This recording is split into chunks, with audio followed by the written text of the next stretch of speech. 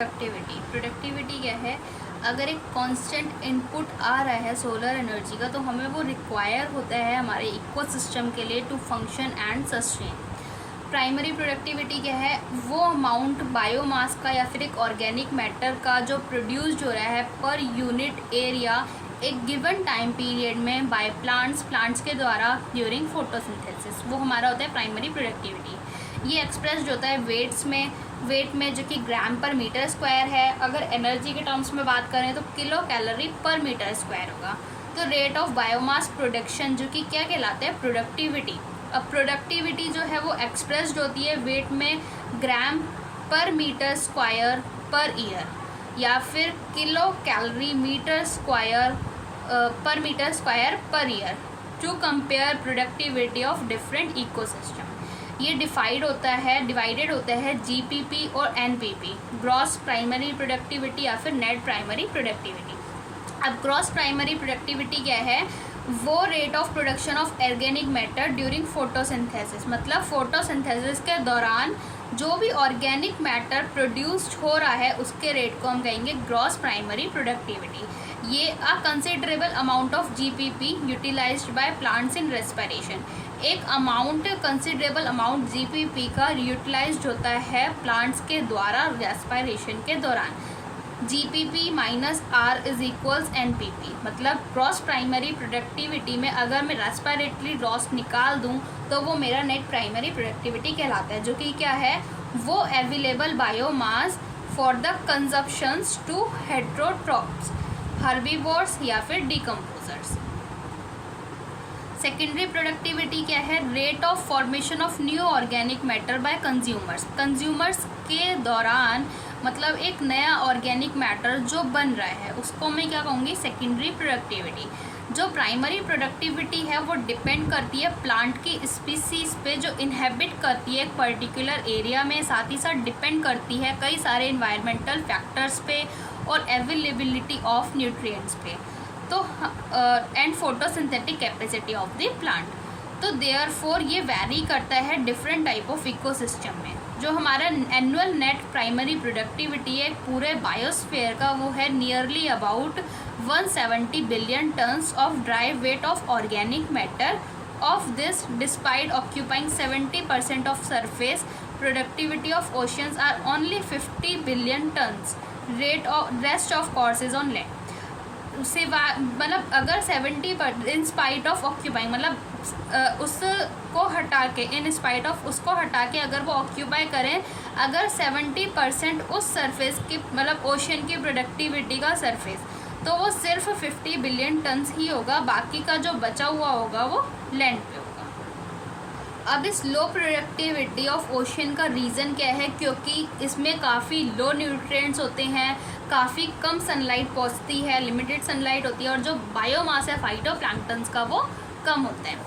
Decomposition मतलब क्या है? अर्थवॉर्म्स जो कि फार्मर्स के फ्रेंड होते हैं, क्योंकि ये हेल्प करते हैं कॉम्प्लेक्स ऑर्गेनिक मैटर को तोड़ने के लिए और साथ ही साथ in the loosening of the soil. ये डिकम्पोजर्स हमारे ब्रेक डाउन करते हैं कॉम्प्लेक्स ऑर्गेनिक मैटर को इनटू इनऑर्गेनिक सब्सटेंस, जैसे कि कार्बन डाइऑक्साइड, वाटर और न्यूट्रिएंट्स, जो कि क्या कहलाएगा? डिकम्पोजिशन। अब ये जो डेड प्लांट रिमेन्स हैं, जैसे कि जो पेड़ मर चुका है तो उसकी जो बच जाती हैं लीव्स, बार्क और फ्लावर्स, और डेड रिमेन्स ऑफ एनिमल्स, मतलब जो एनिमल्स हैं उनका डेड रिमेन्स जैसे कि फिकल मैटर हो गया, ये कंस्टिट्यूट करता है डेट्राइटस को, जो कि एक रॉ मटेरियल है डिकम्पोजिशन के लिए। कुछ इंपॉर्टेंट स्टेप्स हैं जो कि प्रोसेस ऑफ डिकम्पोजिशन में फॉलो होते हैं, जो कि है FLCHM: fragmentation, leaching, catabolism, humification and mineralization. ये हमारा इसी सीक्वेंस में चलता है। तो डेट्राइटिवोर्स जैसे कि हमारा अर्थवॉर्म हो गया, ये ब्रेक डाउन करता है डेट्राइटस को स्मॉल पार्टिकल्स में, जिसको हम फ्रेगमेंटेशन कहेंगे। बाय लीचिंग के दौरान क्या होता है? ये जो हमारा वाटर सॉल्यूबल इनऑर्गेनिक न्यूट्रिएंट है, ये सॉइल में चला जाता है और प्रेसिपिटेट कर जाता है अनअवेलेबल सॉल्ट्स की तरह। हमारा जो बैक्टीरियल और फंगल एंजाइम है, ये डिग्रेडेट कर देता है हमारे डेट्राइटस को एक सिंपल इनऑर्गेनिक सब्सटेंस में, जिसको हम कैटाबॉलिज्म कहेंगे। जो हमारे ऊपर के 3 स्टेप्स हैं, हमारा कौन कौन से 3 स्टेप्स? फ्रैगमेंटेशन, लीचिंग और कैटाबॉलिज्म। ये हमारे 3 स्टेप्स जो हैं वो डिकम्पोजिशन में ऑपरेट होते हैं simultaneously on the detritus. Detritus के ऊपर हमारे डिकम्पोजिशन में साथ ही साथ हमारे चलते हैं तीनों स्टेप्स, फ्रेगमेंटेशन, लीचिंग और कैटाबॉलिज्म। फ्रेगमेंटेशन, लीचिंग और catabolism. Humification and mineralization. Humification और मिनरलाइजेशन कब होता है? Occur during decomposition in the soil. Humification जो कि लीड करता है to the accumulation of dark coloured amorphous substance, जिसको हम ह्यूमस कहते हैं, जो कि हाईली रेजिस्टेंट होता है माइक्रोबियल एक्शन पे और डिकम्पोज हो जाता है एक स्लो रेट पे। Being colloidal in nature, colloidal होने के नेचर की वजह से ये सर्व करता है as a reservoir of nutrients. Humus जो कि फर्दर डिग्रेडेट हो जाता है कुछ अदर माइक्रोब्स के द्वारा और रिलीज कर देता है कुछ इनऑर्गेनिक न्यूट्रिएंट्स, जिसको हम कहेंगे मिनरलाइजेशन। डिकम्पोजिशन जो कि बहुत ही एक ऑक्सीजन रिक्वायरिंग प्रोसेस है, मतलब इसमें हमें ऑक्सीजन चाहिए होता है। जो हमारा रेट ऑफ डिकम्पोजिशन है वो कंट्रोल्ड होता है कुछ केमिकल कंपोजिशन ऑफ डेट्राइटस से और कुछ केमिकल क्लाइमेटिक फैक्टर्स से।